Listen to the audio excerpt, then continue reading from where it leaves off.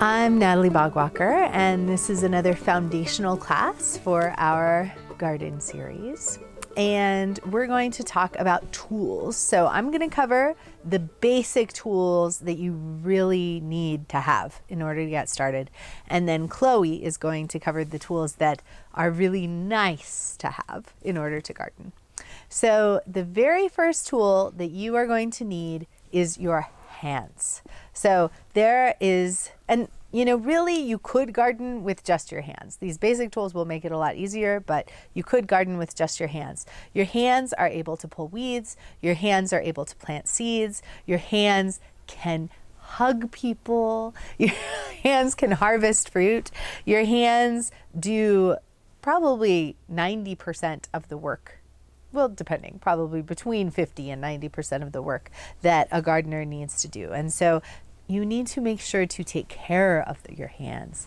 And you can do this by making sure to pay attention and not get your hands all up in poison ivy. You can also do this by, when you've been gardening, putting some sort of salve or like moisturizer on your hands to keep them from cracking, and just look at your hands and give them lots of love, because they are the most important tool that you will have. And then next to hands, I would say that a shovel is probably the next thing. It can be really nice to use a flat shovel for certain purposes. The flat shovel is really great for moving soil from one place to another, like from a wheelbarrow into a bed or from a bed into a wheelbarrow. It also, if you sharpen the tip of this, you can use, to sharpen it, you use a file to sharpen it.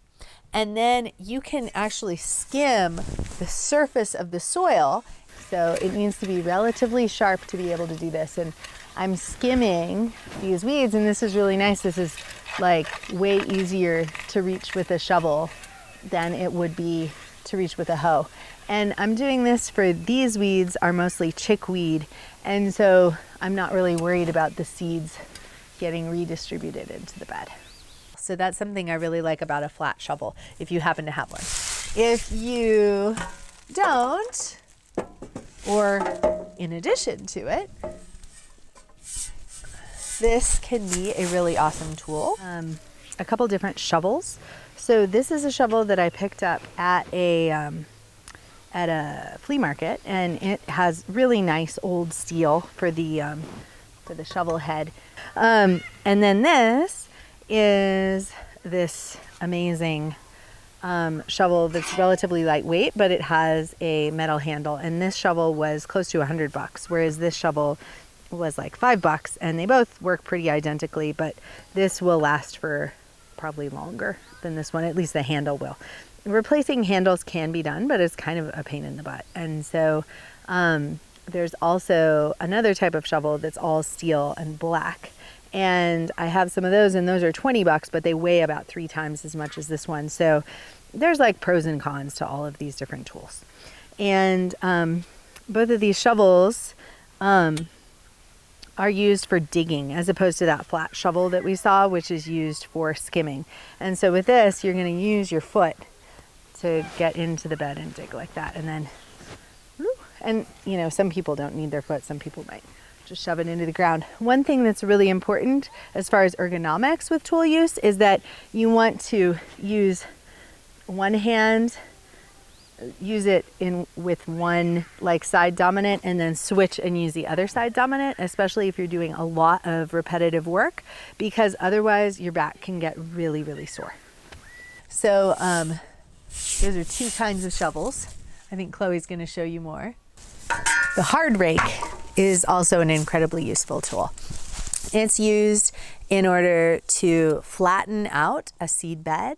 It's also used to rake off leaves or rake leaves together, although a leaf rake can also be used for that and is a little more appropriate, but this works fine.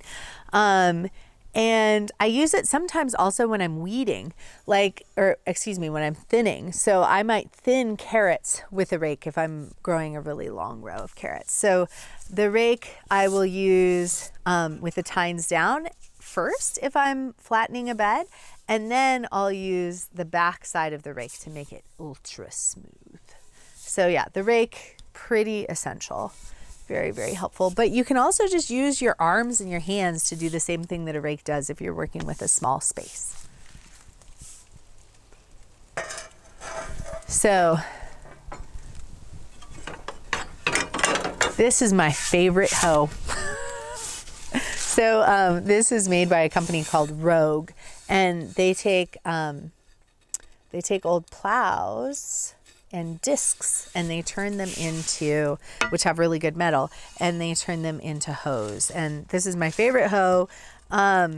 And there's another hoe called an eye hoe, and the eye hoe actually has a hole.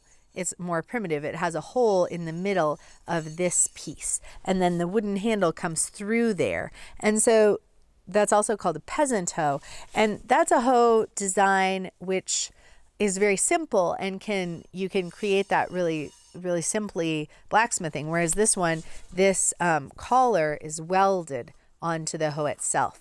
And this design I really like better because it means that the handle is fixed. It has this pin that holds the handle in. Whereas with an eye hoe, oftentimes the hoe itself will slide down the handle, and it's pretty maddening.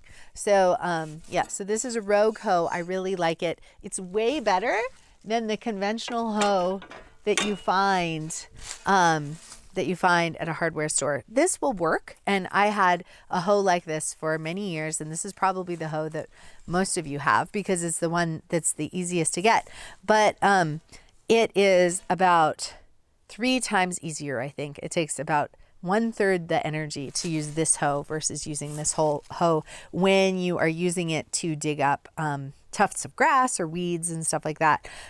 Also for making furrows, I really prefer this hoe. It's the Rogue. It's just fabulous. And they make various hoes. They make one that's nice and wide like this, or wide, I guess, and long.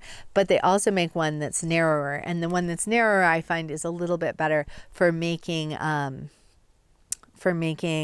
your rows that you're going to plant your seeds in. So the standard hoe, if I try to take that out, I'm able to take it out because the ground is not too terribly hard, but it's definitely taking more energy. Whereas this one, it's just like so easy. So the hoe, the shovel, and the rake are kind of like the trinity of basic garden tools. But there's a couple of other things that you might not think of, but are actually just as important. And one is baskets. So it's really important to have baskets. If you're going to be harvesting food, like you can fill up your pockets or your skirts or your whatever very, very quickly. So, and hopefully a big part of your gardening journey is harvesting food out of your garden. So here's a basket that I made out of willow and ash. This is ash wood. I made this with a friend. It's really awesome. And then this is a basket that we made for my daughter Hazel, which is made out of kudzu and willow. And several people had their hands on this, including one of my apprentices, Brandon, and one of my teachers, Nancy Baskett. So this is a very sweet little one. And then if you don't have the time to spend a couple days weaving yourself a basket, you can also just use one of these, which is a peach basket. Hi! And this peach basket works great for harvesting stuff. It might not have the same like sweetness to you as a homemade basket, but this works just as well. And then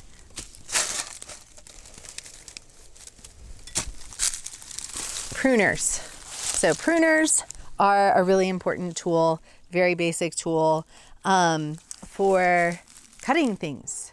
And it's really helpful to be able to make clean cuts. My basket. Why you got my basket? Oh, I got your basket because I was showing everyone on the video your basket because it's so cool, isn't it? Oh. And so the pruners are really important for making clean cuts because it's really good to make clean cuts when you are pruning plants rather than pulling off branches and stuff, because it will help the plant to heal better. And finally, buckets. May you have many buckets. Buckets are great for hauling around materials. They're great for storing amendments. They're wonderful for putting plants in. So I would say if you can get at least 5, and I probably have 30, 5-gallon buckets with lids, it's really awesome. The 5-gallon bucket is an essential tool for gardening. It sounds a little odd, but I use the 5-gallon bucket probably just as much as I use a shovel, and if not more. And I use it to haul around mulch. I put amendments in it. I use it to carry pee for fertilizing. I use it to carry water. I use it for so many purposes. And so I would say, if you're going to grow a big garden, you might want to get 5 or 10. If you're growing a small garden, make sure you have at least a couple. And you can often get them for free at donut shops, believe it or not, because they have frosting typically delivered in buckets. So, and if you're not able to do that, they have them at Lowe's or Home Depot or any number of Tractor Supply also has buckets. So yeah, 5-gallon buckets, make sure you have a bunch of them. And now I'm going to leave it to Chloe, who is going to introduce the more optional and fantastic tools. So Natalie talked about the basic tools that you need to grow a garden. And if you have limited resources, you're just starting out, you don't want to make a lot of investments, go ahead and get your hands on those tools, get started, and you will be fine. If you're able to purchase or acquire or borrow a few other tools, they can be really helpful. And I'm going to go over some of my favorite non-traditional, non-basic, sort of next level garden tools. And I'll be doing demonstrations of each of them, and you'll see them throughout the course because they're tools that we use in our gardens. And hopefully that will give you a sense of whether or not each tool is something that you might want to invest in. So in the resources of this course, we're going to give you links to places that you can buy these kinds of tools. Good quality tools are not cheap. I'm just going to say that, and you get what you pay for. So good quality tools are going to be a bit of an investment. Some of these tools that I'm going to show you today, they range from about $15 to $200 for the broad fork. Most of them in the like $40 to $50 range, I would say. But they, as long as you keep them, in the dry and keep them well cared for, they will last a lifetime. Another thing to consider when buying tools is that you can get them used. So if you go around and scour your local flea markets or antique shops, often you can find really nice old tools, especially metal tools that don't have handles anymore. And we're going to link to a tutorial that shows you how to put a wooden handle on a tool. So that's a really great way to get access to good quality tools if you don't have the money to buy things new. Another thing to do is to borrow tools from neighbors and friends. So with many of these tools that I'm going to show you today, they're not something that you're going to use every single day in the garden. And so if somebody you know has one, chances are they would lend it to you for a day or two, and you could bring it back to them and it wouldn't inconvenience them at all. Another way to approach acquiring some of these more specialized, high-quality garden tools is to buy them in a group. So say you have a family or a neighborhood, a community garden, just a group of friends who want to garden together. You can pool your resources by one of each and then take turns using it, or work together and bring all the tools and have access to more tools that way than you could afford on your own. So the first tool that I'm going to show you is called a hori hori. That's a Japanese name for this. Other people call it a garden knife. So it's basically just it's not a sharpened knife. It's sharp, but it's not like a kitchen knife or a paring knife or anything like that. It has a serrated edge and has a sharp edge, and it's a really great hand tool for digging up weeds in the garden. And I like to use it for transplanting too. We'll give you a demo of transplanting using this tool. But it's just a very simple, pretty inexpensive tool. This one has a wooden handle. They sell them with plastic handles also, stainless steel blade, and it's hard to break, so you probably will just need one in your life. You can get a holster for it, which I don't have on here, but you can just stick it in the holster and have it right at your side for whenever you're going to need to use it. And if you encounter in the garden something like yellow dock or dandelion, something that's a deep-rooted perennial weed that you just want to dig around and pop out, then that's what this tool is good for. It's really nice to use a hori-hori in tight spaces, so somewhere where you wouldn't want to get a digging fork or another kind of chopping tool in to get down and to access that deep root of a perennial weed. So the hori-hori can really get in those tight spaces and go right next to the root of the weed that you're trying to uproot and just get that out without disturbing the neighboring plants. Another great use for the hori-hori is harvesting roots. So with wildcrafters and herbalists who go out harvesting or harvest root crops that they've planted, often will use a hori-hori. It's just a great all-around garden tool, one that's pretty inexpensive and very useful. Another hand tool that's also Japanese that I highly recommend is called a kama. That's a Japanese name. People also call it a Japanese hand sickle. So this is basically a long wooden handle. Some of them have fiberglass handles or plastic handles, and then a curved blade. So it's sharpened on one side and dull on the other side. And it's important with this tool to also have an ability to sharpen it. So because the blade is curved, the way I sharpen it is with this curved sharpening stone that's made for a scythe. It's a whetstone, so it comes in, you'll want to wet it before you use it, and you can also have a little holster for the whetstone. And the kama is great for any kind of chopping. It can be great for harvesting leafy things. It can also be great for cutting weeds, especially in tight places. You can get right against the soil surface. And in order to use it, you basically use a swinging your wrist motion. So you swing your wrist and just have this movement, cuts on that side. It does a slicing motion. So you're not pulling the blade directly against what you're cutting. You're kind of coming from the side and slicing it from the side.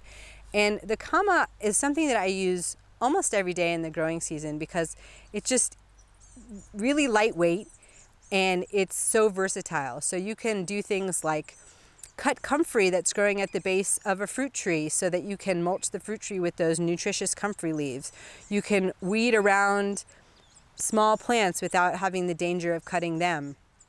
And you can even harvest pretty much anything that you would need a knife to harvest. So it's an all-around tool. It's kind of like having a garden knife or having a knife and a pruners and a delicate weeding tool all in one. The next hand tool that I want to talk about is a hand hoe, and this is a double-sided hand hoe. So a hand hoe can just be this side, and then it has this 3-tine cultivator on the other side, this 3-tine hand hoe.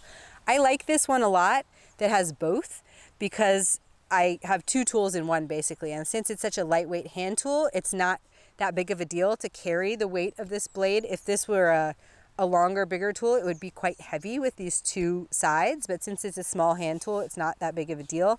And actually the weight of having more metal, having those 2 tool heads, allows you to use less energy when you're digging the tool into the ground. So it's almost like a hammer where you let the weight of the tool do the work for you.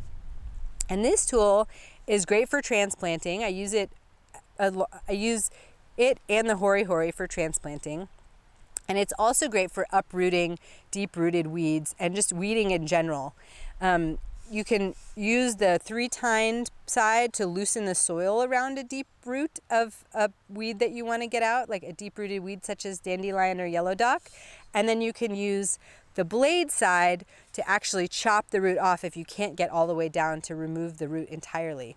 Not a super expensive tools. A lot of the hand tools are not going to be as expensive as the long-handled full-size tools, and it's easy if you're renting and you don't have a big tool shed. It's easy to keep smaller hand tools just in the house or in whatever kind of storage you have, and it's really a great tool to have and makes life a lot easier. This next tool I'm going to talk about is a digging spade, and this particular one is made for transplanting trees. So you can see that it's pretty skinny and pretty long, and it has this nice flat blade, and it has a good strong handle with this T at the top of it. So what this tool is used for is we use it here in our tree nursery, is digging right up next to the taproot of a tree that is in a nursery bed that you're going to transplant. So that may or may not be an application that applies to you, but it's a great tool for really digging down. Because of the angle of the way that the tool is, you can cut down into the soil with a digging spade, such as this. They make wider ones too for digging in the garden.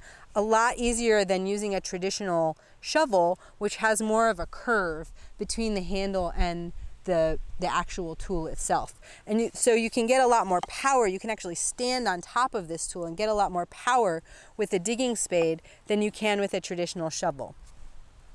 Digging spades like this, which are hand forged and really high quality, tend to be expensive. So you can get a pretty decent shovel at any sort of home and garden store. You may have one in the backyard. You can definitely find them at flea markets. Whereas a proper digging spade like this is more of a specialized tool, and you're definitely going to be spending a little more money, and you're going to need to search around at a specialized garden store, or we'll share some resources for mail order tools. The next class of tools that I want to talk about are the forks. So there are a lot of kind of forks that you can use in the garden. A lot of people are familiar with pitchforks, which this is a pitchfork, and this is a digging fork. They are not interchangeable. A pitchfork is the name pitch comes from pitching hay. So a pitchfork is used for scooping up things and moving them around, things like hay and mulch, and it has this very rounded curve to the tines. The tines are rounded themselves and pointed and not very strong. So if you were to dig with this tool, you could easily bend or break it. On the other hand, the digging fork is much more sturdily built. It has more of a flat angle, so the handle and the tool itself are more in line with each other. They're less curved. And the tines are flat, they're squared on the edge, and they're much sturdier. They also have a point. So this tool is made for digging. I like to use it for digging up root crops like potatoes and sweet potatoes, and for loosening ground. Again, a nice hand-forged digging fork like this is gonna be an investment, but it's gonna be something that lasts for a long, long time, and really is worthwhile if you're going to be doing a lot of breaking of new ground or a lot of digging up of root crops by hand. In that family of tined digging tools, well, the pitchfork is not a digging tool, I just want to reiterate that. But in the family of tined digging tools, this is an unusual tool that I only learned about within the last year or so, but has quickly become my favorite tool in the garden, or at least one of them. So this is a 3-tined hoe, and we'll tell you where you can get a hold of one of these. And it does the same job as a digging fork, not for digging up and harvesting root crops, but for loosening soil with much less effort. So the way that you use this is you just swing it as you would a hoe, and the tines bury themselves into the ground with very little effort. The weight of the tool itself buries the tines into the ground if you swing in it, and if you let the swing carry the weight of the tool. And then to loosen the soil, you simply push up on the handle. So you get to stand in an upright position while you're basically doing the work that you would be doing with a digging fork. This tool is also less wide than a digging fork, so you can work in around plants and you can work in smaller areas than you would with a digging fork using this 3-tined hoe. Perhaps my all-time favorite long-handled weeding tool is the stirrup hoe.